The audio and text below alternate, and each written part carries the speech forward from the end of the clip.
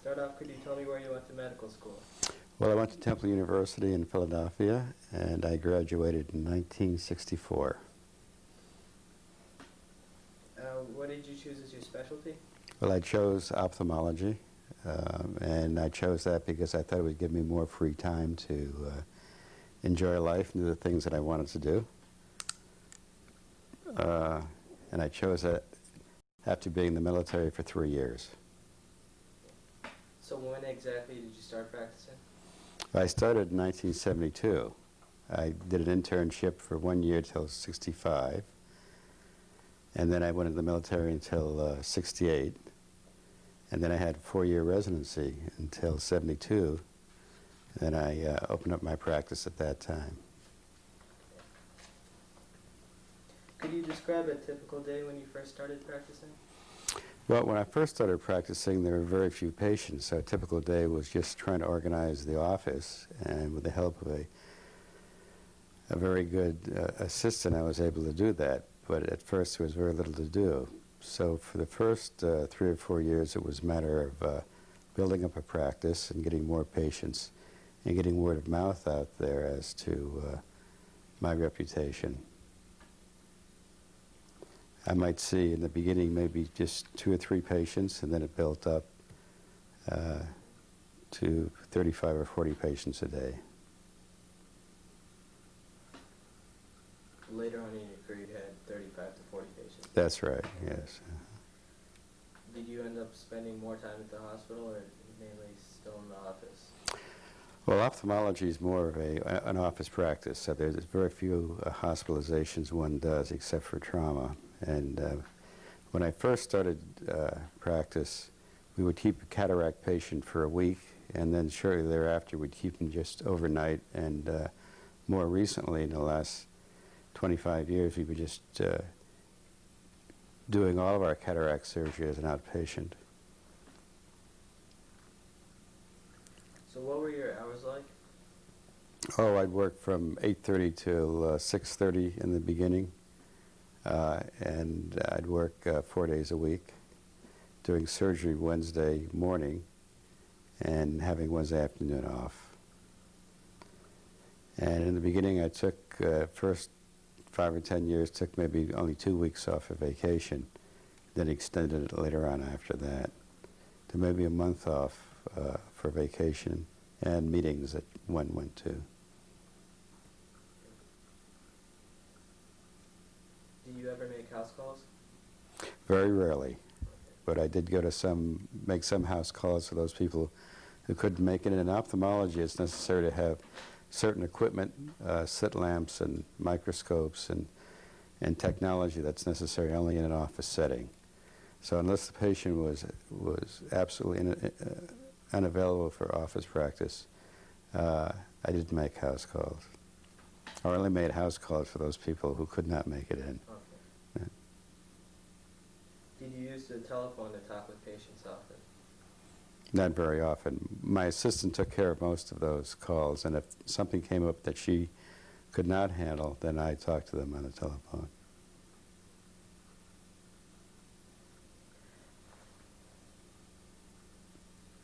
So how often did you go to the hospital again? Well, probably about twice a week I would go to the hospital.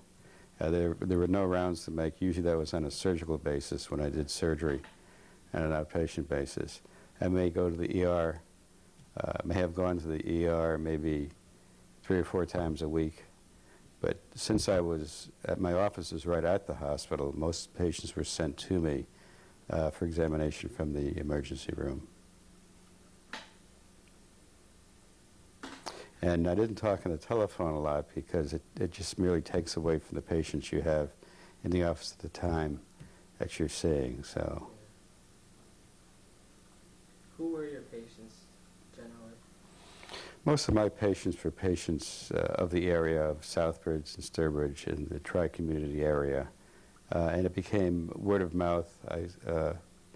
When you're working for 30 years, you build up a clientele of people, and in separate generations as time goes on.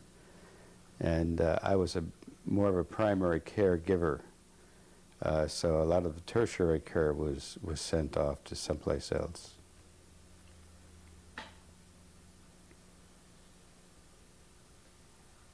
Did patients have the chance to choose a physician? Oh yes, they all chose whoever they wanted to go to. And I never really wanted to see anybody who didn't want to see me, because I think there's a teamwork effect with the doctor-patient relationship, which is important to have.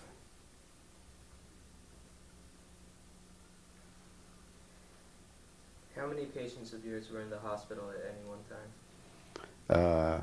Virtually none. What do you think it was like for your family to have a physician in the household? Well, in the beginning, I was busy setting up a practice, and I was devoted to medicine, so my family didn't see as much of me as I wish they had of. And I think in retrospect, I think the younger generation will see more of their family and be more balanced in their life than I was. I was pretty much dedicated to building up a practice in the beginning. So I think there was a feeling of prestige on the part of the family. However, there was, I think, a lack of family commitment in those days, where the man went out to become the breadwinner and the wife pretty much brought up the children.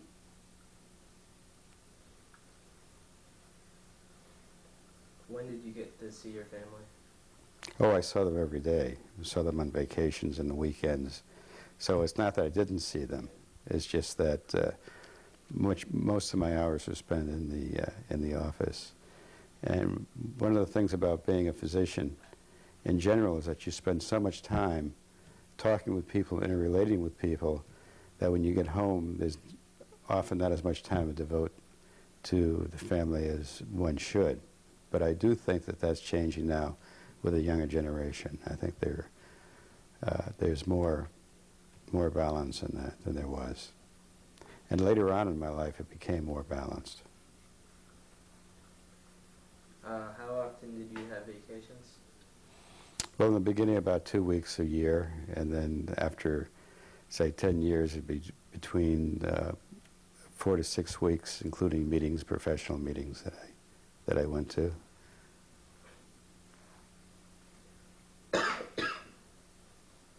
What made you decide to become a doctor? Well, my father was a physician, and I was around medicine and hospitals all of my life, and it was easy to fall into studying some of the same topics and being influenced by my father to become a physician. And there are other physicians in my family and nurses that easily influenced me to do that. So once you started practicing, what made you decide to keep being a doctor? What did you like about your practice? Well, I like taking care of patients. I like the dedication, the professionalism that went along with being a physician. My father always told me that if I practiced good medicine, that I needn't worry about the economics of the situation. I think today that's a little bit naive, but I think in those days one thought first of the professionalism and the ethics of taking care of people. Why did you choose to practice in the Sturbridge, Vestdale area? Well, a very good friend of mine was the director of the local hospital, who asked me to come up and talk with him. I was on my way to another place, Saratoga Springs, New York, when he convinced me to come here to Harrington Memorial Hospital here in Sturbridge, or Southbridge, that is. Do you have a favorite memory from your practice? Well, I think the favorite memory is building up a practice and the excitement of a new life, building a new life, and the productivity that comes from it, the creativity that one devotes in a new venture in life. That's what I would consider the fondest of memories. How about a least favorite memory from your career? Well, later on, when it became more of a business and there were distractions of managed care from taking care of patients, and there was more accountability and oversight, At that point, there was a different nuance between the physician and the patient, which was not as much fun as practicing earlier on, when the interpersonal relationships were closer and more giving than the accountability that happens with rules and regulations and being employed by managed care, for example. What were the most typical illnesses that you dealt with at the start of your career? Well, in the beginning, there was, of course, in ophthalmology here again, cataracts and glaucoma for the primary care physician was the major illnesses that one dealt with. And then the minor things like conjunctivitis and uveitis and iritis were also dealt with. Later on, immunology became more important, and designer drugs came along as far as glaucoma is concerned, so there was a greater amount of depth in dealing with some of the same entities we had dealt with before.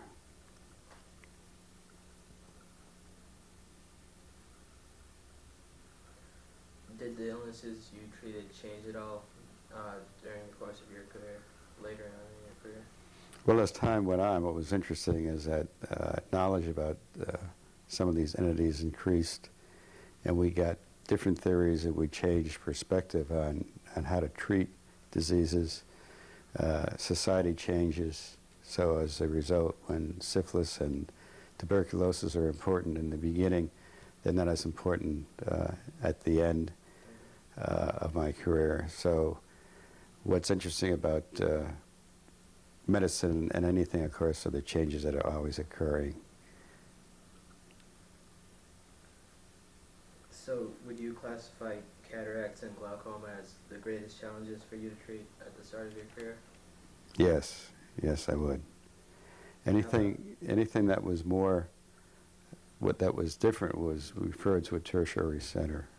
Oh. And how about when you stopped? Was it still the same? I think pretty much the same, but the uveitis, and which means the inflammation of some of the coats of the eye themselves, the choroid, the iris, and so forth, became more important. At that point, because of the system in Massachusetts, trauma was sent off someplace else also. But we found that with both glaucoma and cataracts and some of these things that the outcome was not much different early on, but we had different tools and perhaps managed them better, and we had a different philosophy in dealing with some of these entities such as glaucoma, where we took into account the utility of eyes as far as the age of the patient was concerned, and how to treat that. And we began getting life expectancy tables which told us more about the prognosis of what we were doing and what should be done, whether it was surgery or medicine at the time, to help those things.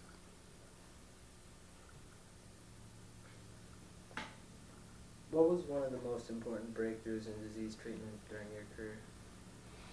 Well, in glaucoma, certainly there were other designer drugs which were better able to lower pressure from the eye to help preserve vision in glaucoma. In removing cataracts, there was technology that came along which made operations easier and better for the patient with a better outcome. Interactive lenses came about to help people see better, and laser surgery came about to help in refractive surgery, which was a breakthrough. And many of the autoimmune drugs, the steroids and the anti-cancer drugs, anti-immune drugs, helped pretty much treat some of those things. We got new and better antibiotics than we had used when I first started. We first started using sulfa and erythromycin and some of the older drugs, and now we have, of course, better antibiotics to deal with some of the infections that we hadn't had before. And we've gained just a lot of knowledge about all these medications and all these disease entities. What was the worst epidemic that you can recall, if there were any epidemics? Of course, the major epidemic right now is the AIDS scare. I didn't see very much of it, and a lot of that was referred on. But I think AIDS would be the #1 epidemic. In ophthalmology, you see little epidemics within schools like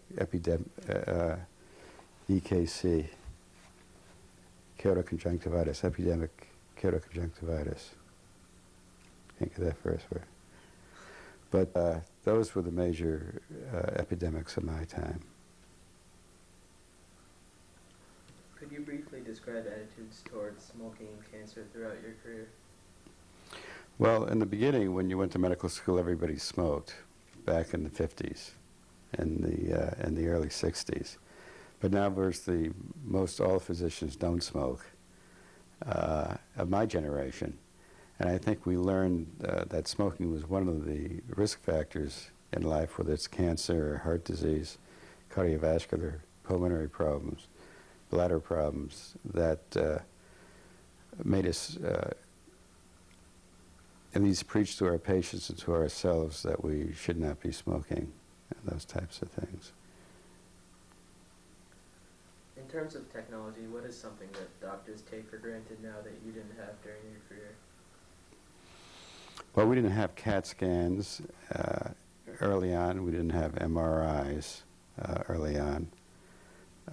Some of the tests to help us in infectious diseases and some of the tests that we use in testing for lipids and cholesterol and those things were coming in were relatively new and not as qualitative as the tests that we have right now. So I think those are the new things. What technology is still being used today that you used when you were in medical school? In medical school. Or at the beginning of your practice? Well, the beginning of my practice, the slit lamp examination, which is a microscope with a slit on it to allow you to see layers of tissue in the eye, was always very, very important. The indirect ophthalmoscope allowed us to see more of the eye, and that's remained there. A lot of the other technology that came and went is like a lot of technology in medicine, which is found not to be as important as before. But I would think that those are the two main pieces of technology that are important. In ophthalmology, we see a lot of neurologic problems. So, of course, the MRI and the CAT scan have become very, very important and follow up for that. Describe one important invention that you've seen. Well, the phacoemulsification machine in taking out cataracts has probably been the most important invention for me that I've seen and used. Laser surgery in recontouring the cornea has been very, very important, and I have not done that. The use of lasers in retinal surgery has been very important and has changed some of the problems with macular degeneration and some of the retinal problems that we see. I think those are the main things that have happened. Did you always have access to the new technology in your field? I could have had access if it was economically viable, or if possible in a small town such as Southbridge. To stay within primary care, it was not really feasible unless one expanded out beyond that. But the major technology that I needed was always there for me, paid for by the hospital. Is there anything that you'd like to see invented today in your field of ophthalmology?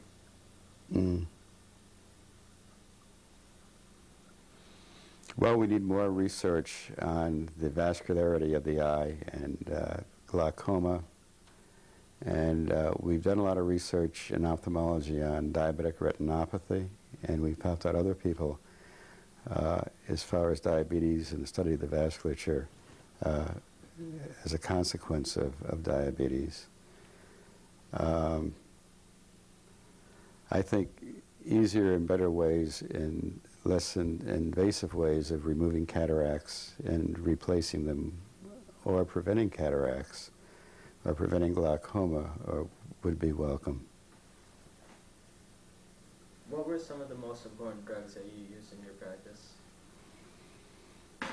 practice?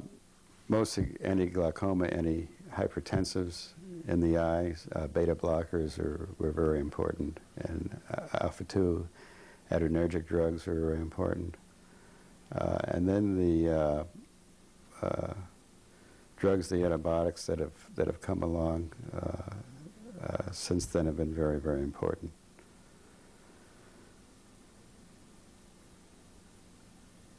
Did you always have access to the drugs you wanted to use? Yes. Yeah. What breakthroughs in drugs have you seen, and when did they occur? Well, in the last decade, the drugs that I just mentioned have come through and have been important. The major problems with the drugs is that they're so expensive, some of my patients can't afford them. And the drug problem for medicine in this country is becoming overwhelming.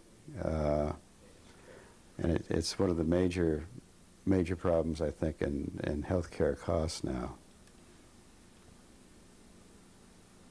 How did the changes in drugs in the drug industry affect your practice?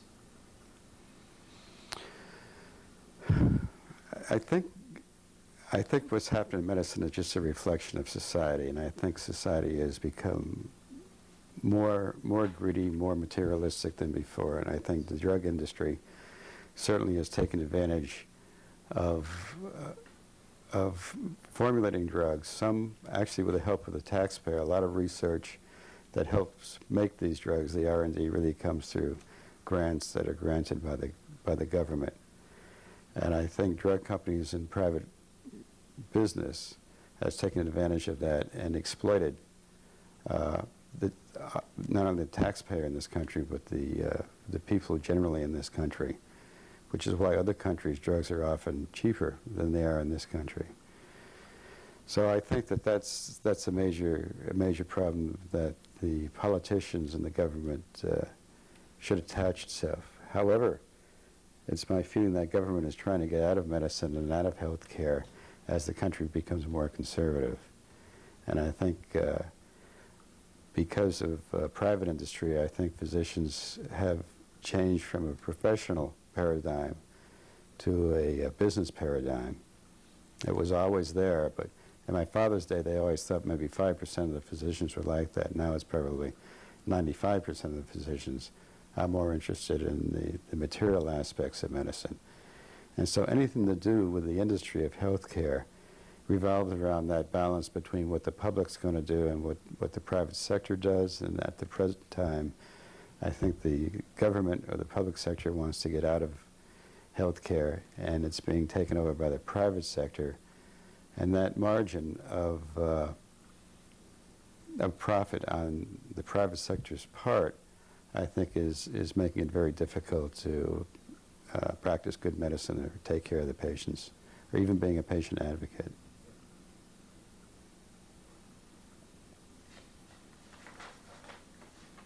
Okay. How did patients without money get health care? Well, I think they always find a way, but I don't think they get the same health care that people do who have insurance or have the private means to do it. In my office, I never talked about what somebody needed to pay. Anybody who came to my office was seen, and they were billed. And if they couldn't pay it, then they just didn't pay it.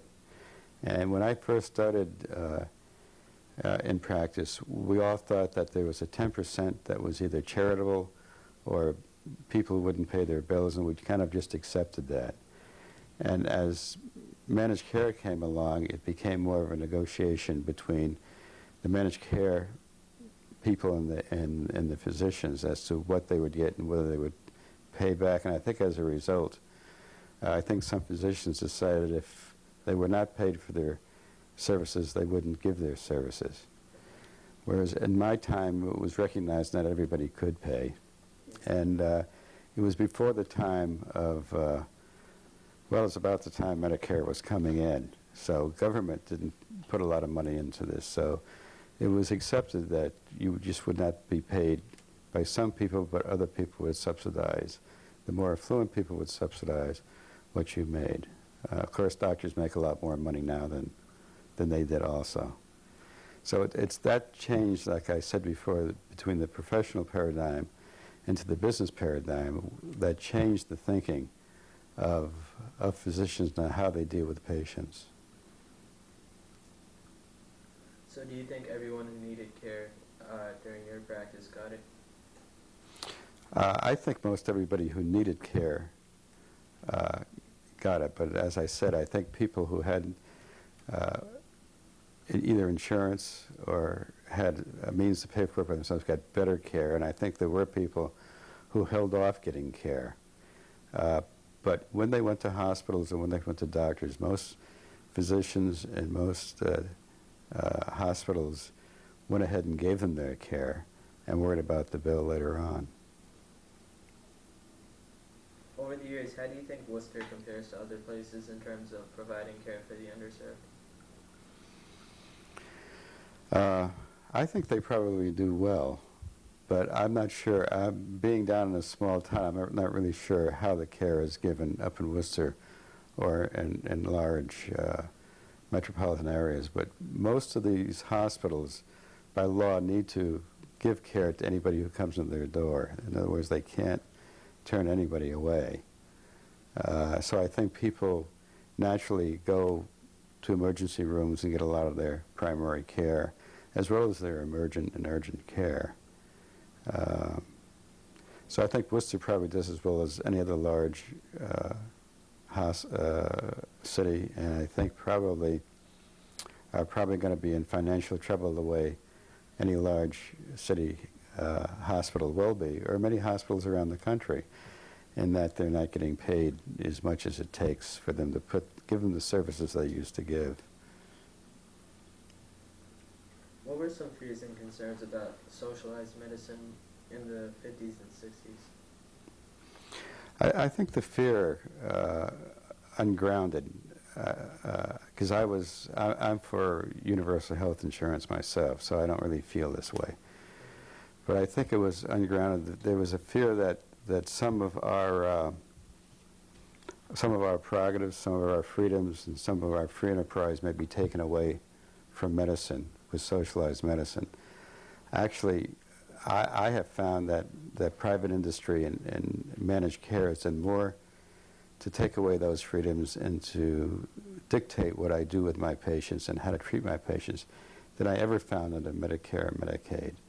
So I think the government was really a softer employer than private industry is. Private industry, with their profit margins, look for how to make money.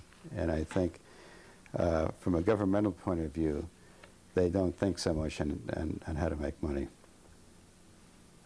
On the other hand, I think medical costs began getting out of hand because individual physicians figured out how to make money from government. And so those people who raised their prices and who took advantage of that are what helped the body politic decide they didn't want to have anything more to do with health care. So government began getting out of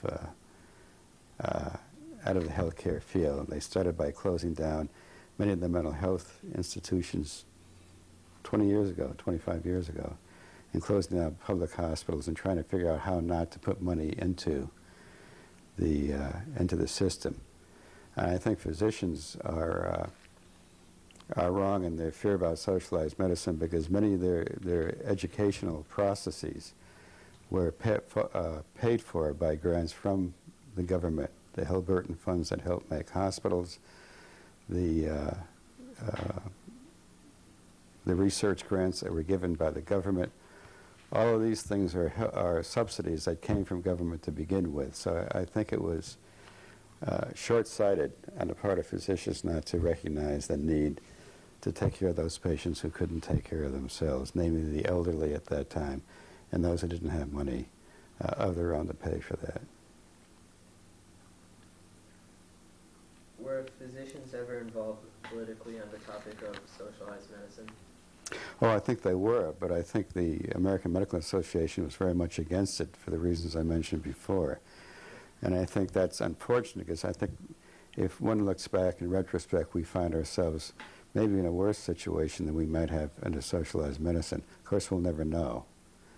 I think when President Clinton wanted to put his plan together, it revolved around hospitals and physicians getting together in groups in order to compete with one another to provide health care to the community. However, the insurance industry won out and the private industry won out and took that prerogative really away from physicians and hospitals, to the point now we're experiencing what it's like to be under the private sector. We've lost a lot of control of what we might otherwise have done had we been in charge of that the healthcare situation. What were your feelings on Medicare and Medicaid when they came in the 60s? I thought they were fine. Physicians and surgeons started Blue Cross and Blue Shield because they recognized they needed some kind of insurance plan to pay them for the operations they were doing, and that individuals couldn't afford those operations. But in the collective, in an insurance way, everybody could put their money together to pay for some of those operations. So when the government came along to provide that for the poorer people, and it was done in such a way that well people would pay for those indigent or poor people or elderly to have better health care, then I thought that was a good idea, and it remains a good idea.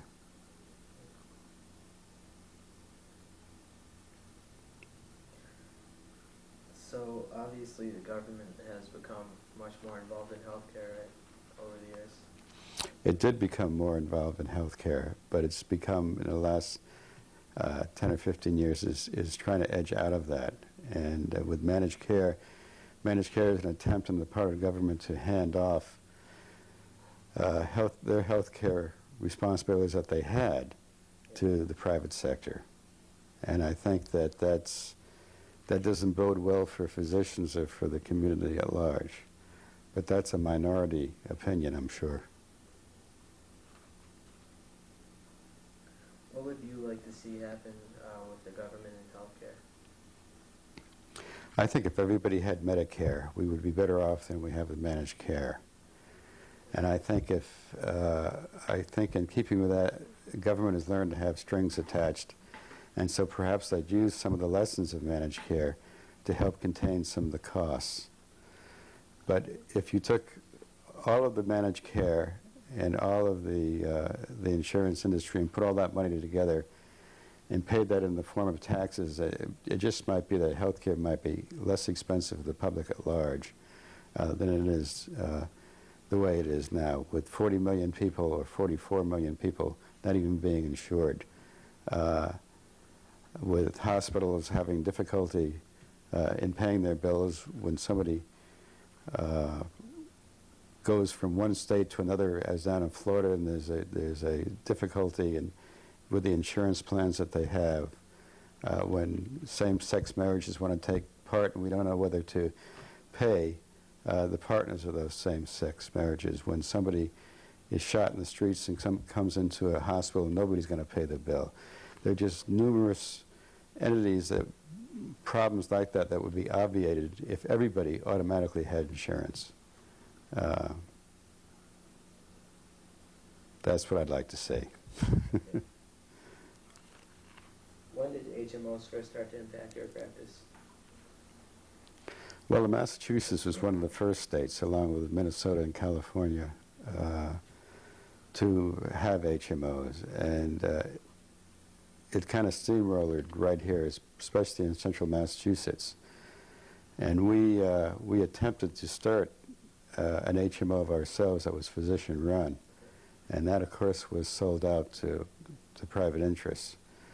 It was not something that I relished, but it was something that was thought that had to be done because we could no longer grow or would not grow. And that's another story. But I would say, even with the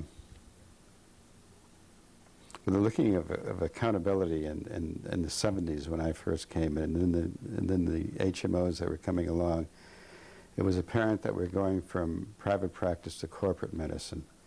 And when you get into corporate medicine, it's the hiring and firing of people that change the profession and deprofessionalizes physicians into making them employees. And once you do that, you change the nuance in the way those employees deal or feel they should deal on a business level. So I think that began to impact my practice. And I could have continued to practice, but I thought that those are some of the ways in which the public was being shortchanged. I better answer that. Okay. Can you click that off? Or? Yeah.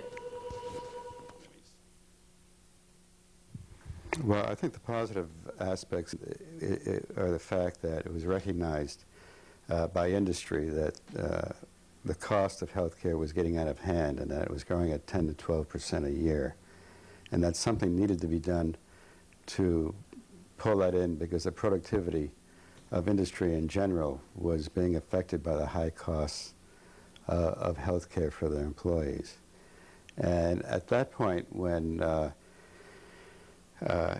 private industry and medicine became divergent because of that problem. Prior to that, they were on the same line in that they both were against government interference, and so they were kind of allied in that way. But when healthcare costs got out of line and impacted their bottom line, then they thought in terms of more of managed care. Managed care is quite old. Kaiser put that into effect, and the railroads out west put that in effect at the turn of the century. So it's not really so new. But what's new is this amount of greater private industry productivity, which dictated that they needed to lower costs. And so from that point of view, I think managed care was an attempt to put some rationale into what things really cost and how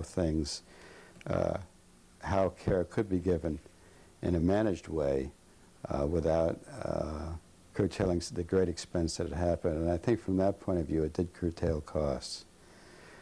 It did build up a different bureaucracy, and it did, its bottom line, its industry became an industry unto itself as an insurance industry, and added another layer which costs money to the body politic. And I don't know what that cost is, but that's the cost we all bear. The other cost was, although the bill was padded a little bit by medicine by being so free, that it went the other way and began denying the care to patients of what they thought they needed, because a lot of taking care of sick people is a perception they have of being nurtured and cared for by physicians and freeing them of the insecurity of not being cared for in disease processes. So a lot of that is the art of medicine that I think probably went by the boards. I think along with this and making physicians employees was the fact that the medical mystique that we used to have in caring for patients has decreased, and there's a greater amount of accountability and maybe a greater amount of information that's negative to physicians.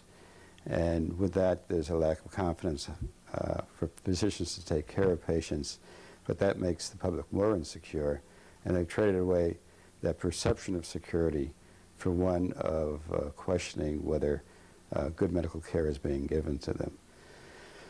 So managed care has been a double-edged sword. Nothing's all bad, nothing's all good, but those are some of the positives and negatives that I see in managed care. Okay. Moving on now. Could you tell me how much it costs for you to go to medical school? You know, I don't really remember. I think it's several $1,000s, maybe $6,000 a year. My father paid for all of that, and I don't really recall what it was. I know now that young people have large bills that they have to pay in order to go through medical school. But here again, even at that period of time, half of the cost of medical school for a student was taken care of in subsidies through grants to hospitals and by the government. And I don't know if those grants are still there or are going to be there, and I doubt that managed care or HMOs want to fill in for the educational needs of physicians. So I think it was cheaper then. So how do you think school costs today influence the choices of young doctors after they graduate compared to the costs when you went to medical school? When I went to medical school, there were less choices in life. There are more choices in life. And one of the biggest change in the choices in life has been the fact that women now have a choice to become a doctor rather than a nurse or a secretary or a teacher. So I think the feminist revolution has been a great revolution. It's brought more people into the workplace. And I think that being upwardly mobile on their part has not only been good, but it's changed their choices. And since they're half of the population, it's made a tremendous impact on what's happened. Being a baker, a butcher, a candlestick maker, or a doctor, or a lawyer, or so forth was easier back when I was a kid than the age of technology, which has added so many other choices to what might do, do. And I think case in point is the fact that we have a nursing shortage because a lot of the women who may have otherwise going into nursing are going into being a physician or a lawyer or other areas. So I think what we see in medicine is just merely a reflection of the change of the demographics of modern society and the changes in technology in modern society. And I think that's what's made the difference. How have doctors' salaries changed over the course of your practice? Well, I think doctors are making a lot more money. Here again, you had asked me about socialized medicine, like Medicaid and Medicare, and when the government starts to pay the bill. Well, before that time, in a small town such as mine, these people could have never afforded to pay me what I've been charging. So I think doctors in those days made a lot less money. They bartered for care. Often they got favors. It was a different doctor-patient relationship in those days. My father used to talk about the Park Avenue doctors, where the very affluent people could pay them.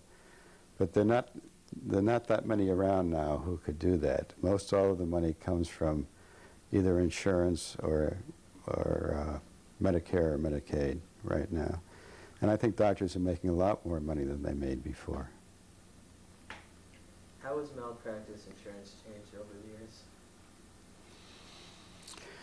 Well, I think accountability in malpractice has gone up. I think the public and the lawyers are more astute in finding ways of suing people, and I think the trial lawyers have pretty much convinced everybody that they can sue for anything that goes awry or that they don't like or that they don't like about what's happened.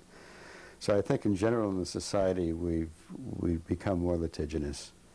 And I don't know, I'm not sure that being more litigious has changed the quality of medicine that much. I think the technology and the evolution of medicine itself has changed medicine, but I'm not sure that those people who are being sued are necessarily bad physicians, or that it has anyway changed the quality of medicine for the public in general. But I think with the number of lawyers we have, I think it's very lucrative to find mistakes or perceived mistakes in the part of medicine, and I think that that's not been a good thing. So it's hard to tell if the doctors really practiced, practicing badly. I think a lot of doctors who are not as good or as other doctors who have been practicing badly continue to practice, and some of them have several lawsuits, and some of them get sued at all but still practice badly.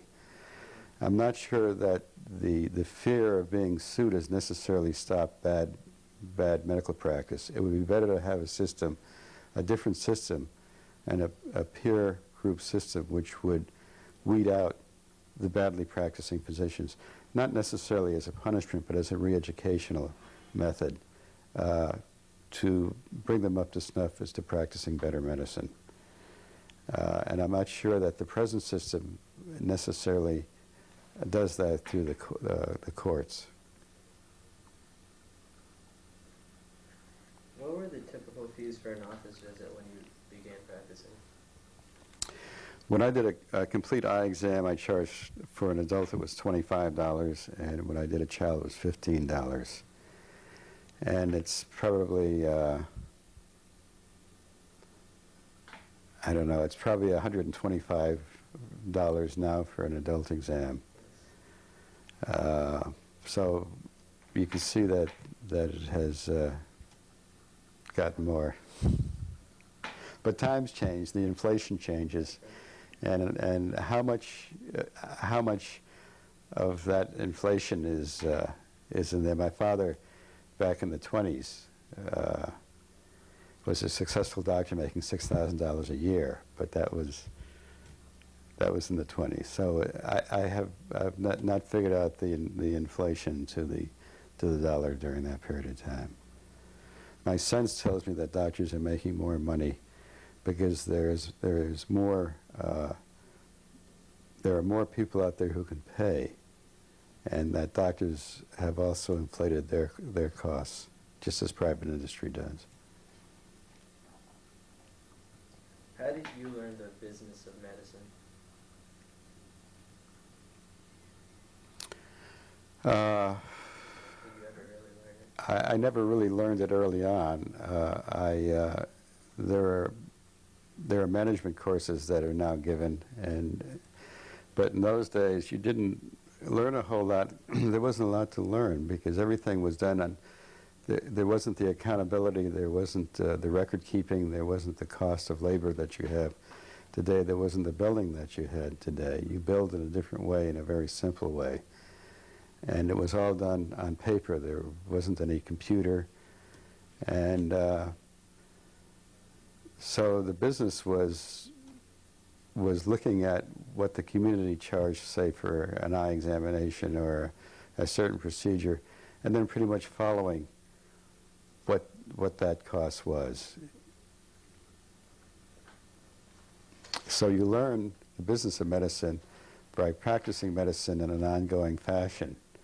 I think nowadays probably young people learn the business of medicine quicker. They're more astute about that. Yes.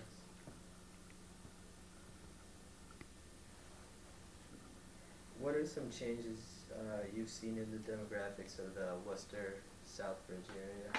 Yes. I haven't seen a lot of change.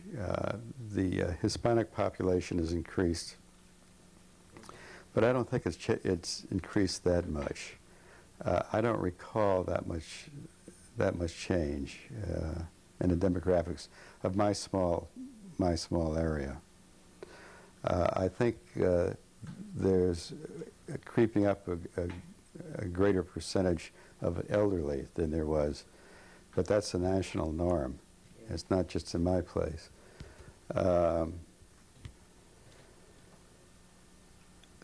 That's about all, I think. Has the ethnic background of your patients changed at all over the years?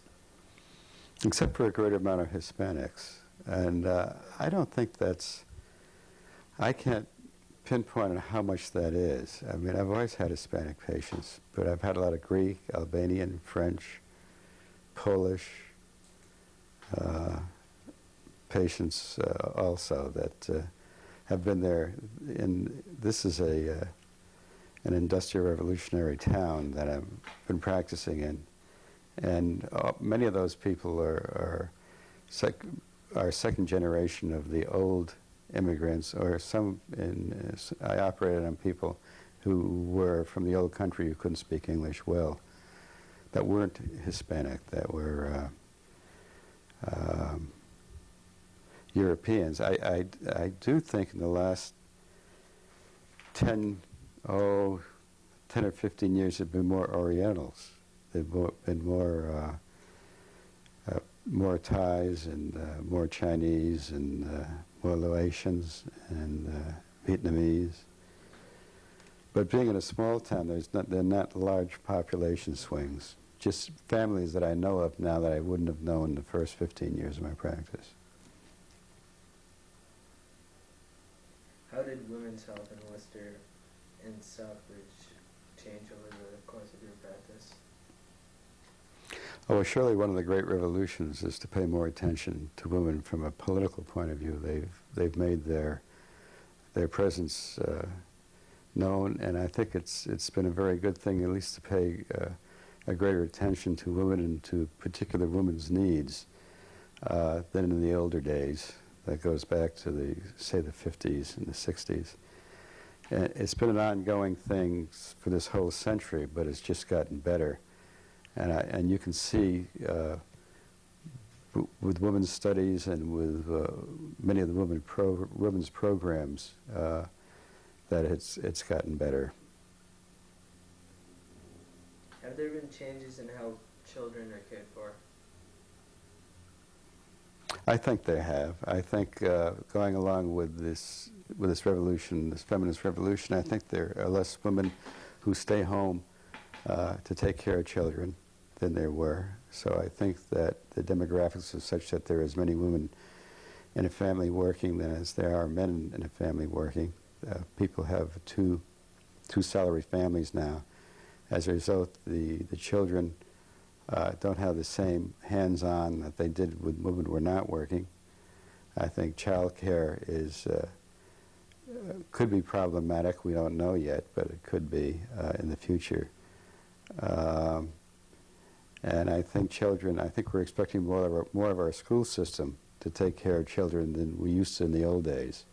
So teachers who are patients of mine who have come and complained more that parents are not parenting the way they used to in the old days, that it shouldn't be left up to the school or to the teacher to parent. So I think probably things are changing in child rearing in this country. Have you ever practiced medicine away from this area? No.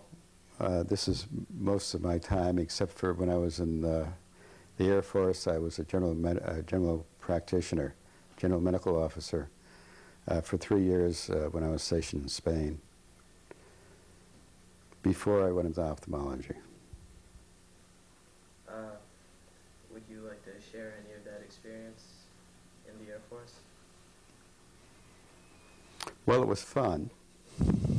Most people who are in the Air Force are young and relatively disease-free, otherwise they're not sent overseas. It was the military, paradoxically, is kind of a welfare state itself, and everybody's taken care of. One doesn't worry about costs. One just practiced medicine in those days. And it was generally a good time. I was not in war. I was in Spain, which was a very nice place. And you were a jack of all trades. I was chief of the pharmacy, chief of X-ray, chief of the ER, because there were only 6 physicians in my little hospital. So you did a lot of things like that. You got to fly in airplanes, and for a young person, it was a reprieve.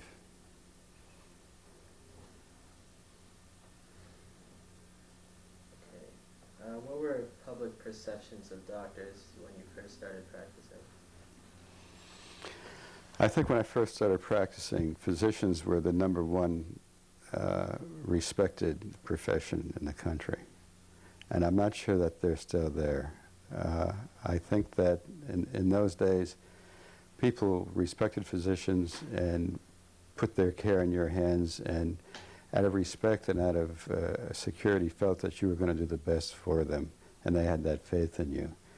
I'm not sure that continues to be so. I think that some of that respect has been eroded by managed care, by more sophisticated public in learning about health. And so I think that part has changed a lot, and it'll remain to be seen whether the public likes it better or not. If it produces better medicine and better care, it's worth it. How do you feel the role of the physician in the Worcester community has changed? Well, here again, I think he's changed from being an individual practitioner and professional to being an employee of an HMO or a hospital or the government. And I think we're going to see this evolution continue.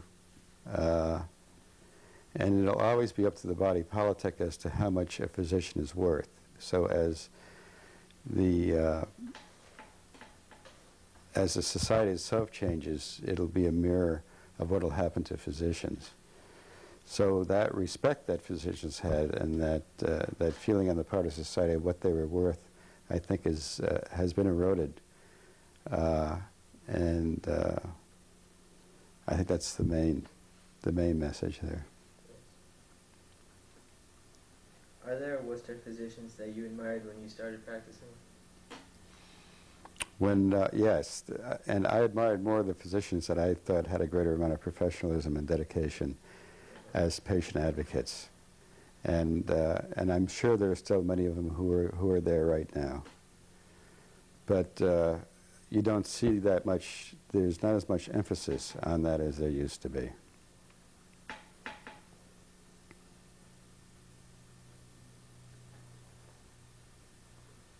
What was it like for the female physician in Worcester in the 50s and 60s? Of course, I got here in '72, but I can imagine that, at least in my medical school class, less than 10% of my class were women, and now I think it's 50% or 52%. So I'm quite sure that the feeling on the part of men, the paternalism or patronizing of women that took place in the 50s and 60s, I think has changed quite a bit. So there's a greater amount of equality, I think, than there was. I think men, rightfully so, have changed some of their feelings towards women. How did group practices or hospitals treat minority physicians when you practiced?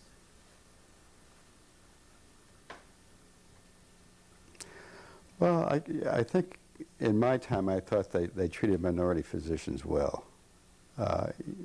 You have to realize that I'm a product of the 60s, where a lot of institutions were being objected to by the young people, by the flower children, so to speak, by the hippies. And along with that came the civil rights process that was going on at the same time. So I think we were energized to think in terms of bending over backwards for minorities and helping minorities. I think there may, in the older physician crew, there may have been a subtle discrimination and bias against that. But I think in my generation there was an attempt to welcome minority groups to be part and parcel. I think that was the beginning of the civil rights movement and the clearing of the decks of the older hierarchy, so to speak, that existed. What do you like best about practicing in the Worcester area? Well, I like New England. I like the intellectual stimulus of practicing where there are a lot of medical schools, say up in Boston. I think that there's a lot to offer as far as training is concerned and ongoing education. I think there is a ready backup of tertiary care for the primary care physician to refer patients who have problems. And I think that they're very up to date and have become current in the good practice of medicine. And lastly, what advice do you have for younger doctors, Dr. Kolbe? Well, I would only say what my father told me. My father said not to worry about the money, but just practice good medicine and have a fulfilled life of taking care of people and being professional. I think that that may sound a little naive after what we've said, but I still think I would rather be naive and pass on a message like that than anything more cynical. Okay, well, on the behalf of the Worcester District Medical Society, I'd like to thank you for your time, Dr. Kolbe. Thank you for coming.